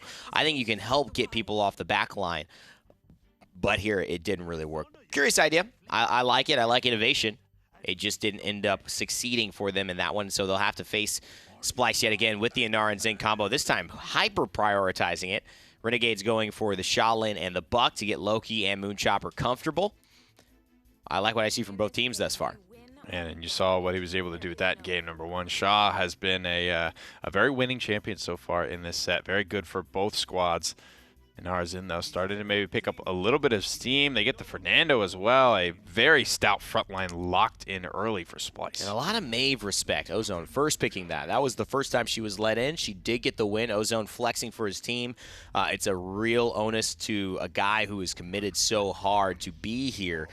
that he's taking that responsibility on by himself, and it is working. He played the Makoa, played the Maeve. Now they're banning both those champions in quick succession, and it's going to be Terminus Moldamba rounding out the triple DPS for Renegades. Splyce, what do you answer with? You've got 2 tanks. Leon taking away. It's an interesting conversation here between both of these supports, which one you want. And they go with the Grover, so Splyce willing to play the Renegades game a bit. And frankly, I think this is the right call. When you have the Genos, right, that would have been a great support for Renegades, but taking away the Moldamba does 2 things. It takes a little bit of the legs out of the Inara, as well as it speeds up your Terminus, hopefully making him a bit more effective. Grover here, haven't seen Splyce make this one work yet. We've seen it work wonders for the Renegades. So can they play against their own, or get a taste of their own medicine, so to speak? It'll be a game that's decided based on, I think, the first couple of points. If you can get this going early, you might just get enough momentum to finish it off. Splyce, Renegades, Game 5. Here we go. Let's send it to the casters and see who wins set 1. Splyce is 1 game away from getting their first potential set victory in the PPL. But they've been in this position before, even if it wasn't in the same nature. Yeah, it wasn't back and forth as much as it was win-win, lose-lose-lose. This is a better chance for them, I think, overall, because that was one of those moments where I want to say it's a little bit demoralizing, because after that first loss, then you go into a second loss, and it's like, well, now we're 2-2. This time you're coming into this last game on a win. You're coming into this set up not necessarily perfectly for a victory, especially with the way the draft win is kind of up in the air, honestly, but you're in a good spot and you're feeling good about it. Aspect is going on this Grover this time, and we've seen it actually be pretty effective in the past, and I'm liking seeing Splyce bring this back. Kind of like the idea of Barkskin just being thrown in there, just a little bit of extra health. It's not going to do a lot. He's still under that 2,400 threshold, which is not going to be as huge in this game as it could be in other matchups, but it's just a little bit of extra, 1 more shot. And there's your first blood. Vayne takes down Loki, so we've seen Vayne on the Inara actually get pretty aggressive, even if it's just in a cleanup fashion in a lot of cases, but still kind of taking that approach of, hey, I'm Inara, I want to focus on the objective, already passing 60%, and Renegades are waiting for their opportunity to break through. I mean, for Renegades right now, it kind of feels like everyone else is in the trenches, they're in the fight. I don't know where Moonchopper was. He went incredibly deep. Now he's come back into it. He's going to be on the sideline, but it might be a little bit too late. Gets rid of Aspect, but it's 99% for Splyce. Yeah, this climbed so quickly that Renegades said, crap, we do have to get into the middle of this, and ended up having to sacrifice a couple lives for it. So here's a double kill from ClickU. Is he enough to try and tilt this back in their favor? In the end, he ends up getting killed. Viral going to come in, reset the overtime timer 1 more time. Terminus looking for it. You have to jump, you have to go fast. Gets it at the tail end. Hero's going to be here and does get a kill. Maybe with Moonchopper actually hopping on down on the opposite end. Can they collaborate to actually collapse upon Splyce? This overtime's getting quicker and quicker, but Moonchopper once again gets taken down, and this wall has been completely blocking that access point the entire time. If Renegades had not only been able to win that fight, but then turned around and actually gotten that point, that would have been bonkers. Like, that would have just been ridiculous to have happen, just with the way things are going. I mean, 99% for Splyce. And it almost seemed as though Renegades didn't know the objective was there for a while. They were fighting on the back foot during that entire fight because they were forced to get into it. At one point, you have to stop that percentage, start some overtime, and then you're just sending everybody into their death and you're not giving yourself a full 5 fight.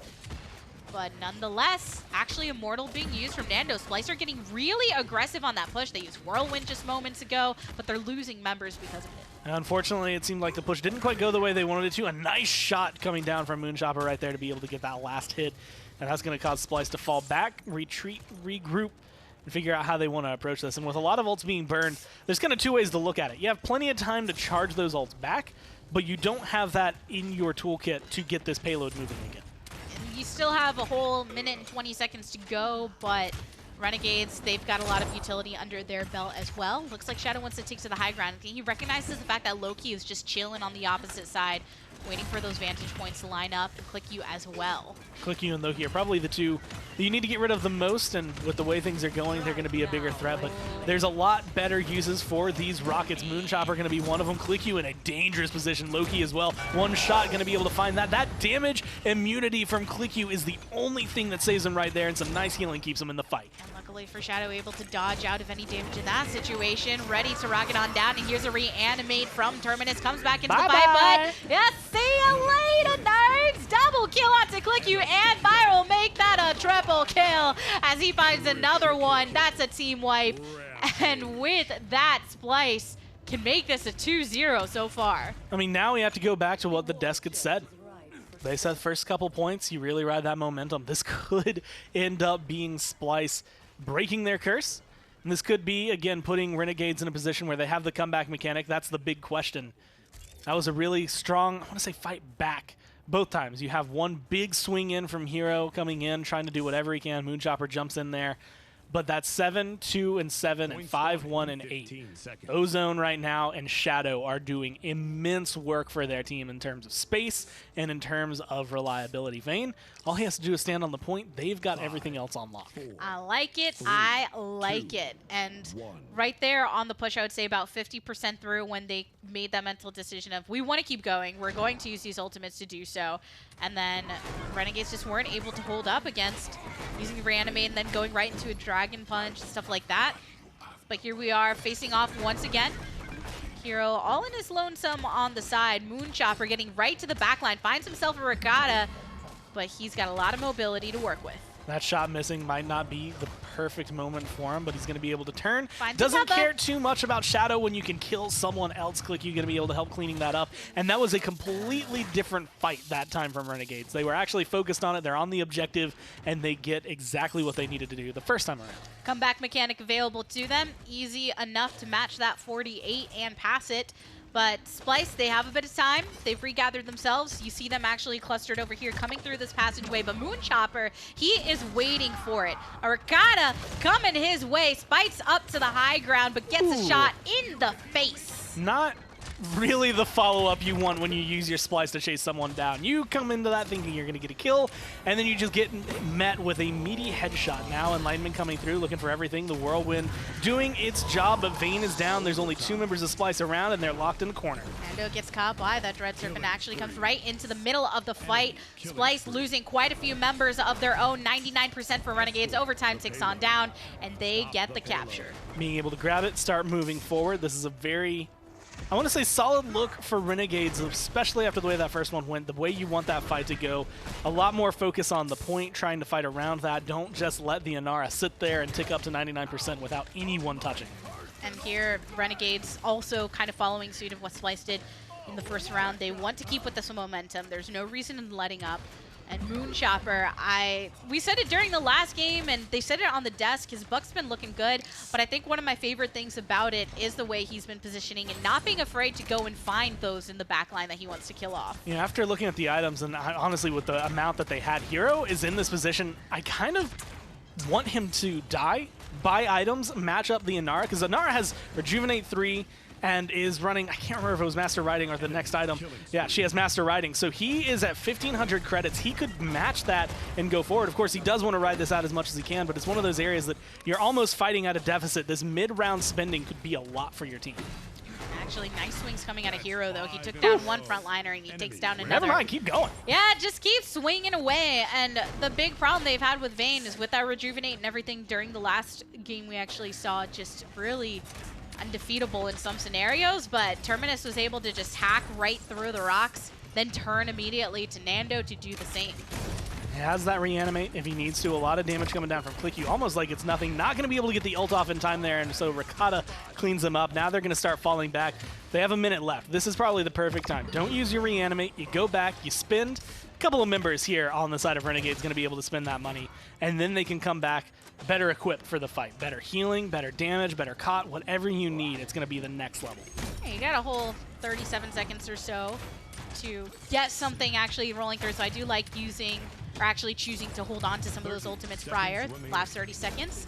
Click-You's been great on this Leon as well, and Hero playing super aggressively, looking for another kill onto Vayne, just completely targeting time and time again. And now he's got that Rejuvenate 3. It's just going to make a big enough difference that he can get into this fight, and he's going to stay alive a lot longer. With the Reanimate, this Terminus is just such a big threat, because you don't know whether or not you want to kill him. Either way, you're putting yourself in a bad position.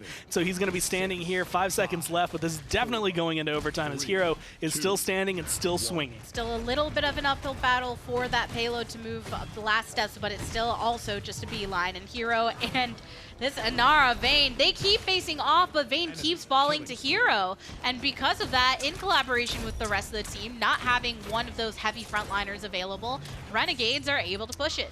That looked like what Splyce did in the first round.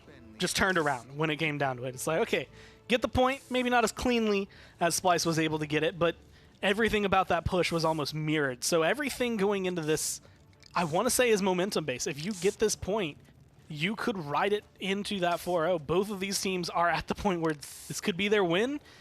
It just depends on how this first fight goes. Heavy streaks for Renegades as well, so I think they're feeling pretty good about how things went during that last round. But I also like the mobility that a lot of these are working with, whether it's through loadout or help from collaboration of abilities. I don't know if I've ever seen Manifest Destiny being run. And that's going to be a different build. I mean, just your dash goes further now is pretty much the long and short of it, but it's going to be 25 units. So you do something like that where you can traverse this map in a ridiculous manner. It's impressive to see, but I'm kind of curious as to whether or not he's giving up too much for it. I mean, it helps that he's also able to move 40% faster during that grace because the rest of his loadout. He's zooming. So he's putting a lot. He's putting a lot on that mobility, and right now having to play a little bit of a wait as Whirlwind expires.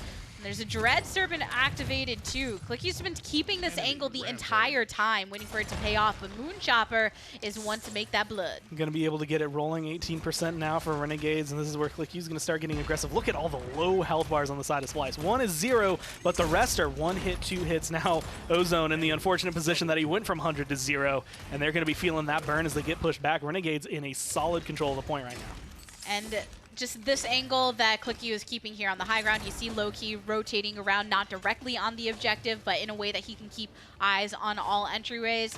And Drogo's the only one with a little bit of reach, but deciding to actually back off, and Vayne's in some trouble, a couple shots away from death. I mean, at this point, you still have Enlightenment, you still have Reanimate. Clicky's in a great position, going to throw that out. Unfortunately, hits the shield, not going to be able to get it killed, not going to get the performance he wants, but it doesn't really matter. He trades his life for 3 as his team steps up.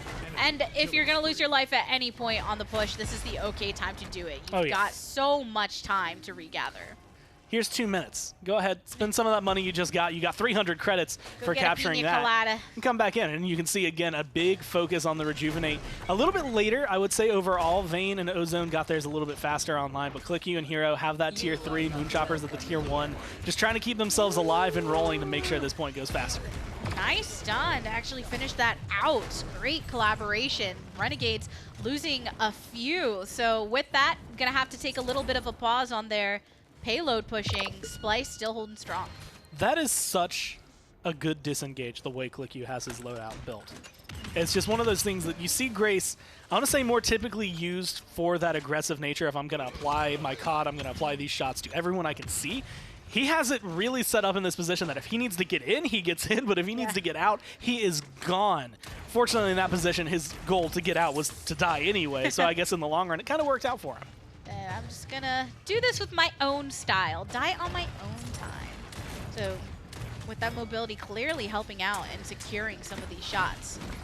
Under a minute left for the push. Hero, same path as prior, same target as prior, always going for the Vayne, always swinging away. And because of that, Splyce, they're just losing everyone. And just look at that healing. I mean, he was fighting from sub 1,000 and just staying alive through all of it. Still with the reanimate, still happy, and still locking him down. Yeah, look, anybody from Splyce, none of them could come over in time because, well, they got killed. Yeah. So there you have it. Do we sit back here with our cover, or do we take a couple steps forward and die before we can get there? Just not enough time for them to make that turn. But Splyce, once again, so close to getting their first something. They're the snakes. That was their map. Yeah. Right? Yeah, they should feel nice and cozy. But Renegades, you have to give it to them. They had obviously some faltering, dropping a couple games. But when they were put under that pressure, and I really liked what I was seeing from Hero, being that aggressive frontliner. Yeah, just the way they were able to kind of approach that. Again, seeing ClickU flex around a lot, I think that's been the versatility. Hero is someone that is, I want to say, underspoken with the way that he plays his frontline, so once he gets to shine like that, when you see ClickU, again, move to something that he gets to shine on, it just works well for the team. Well, what a way to start the NA PPL split with another best of 5 going the distance. So let's throw it to the desk.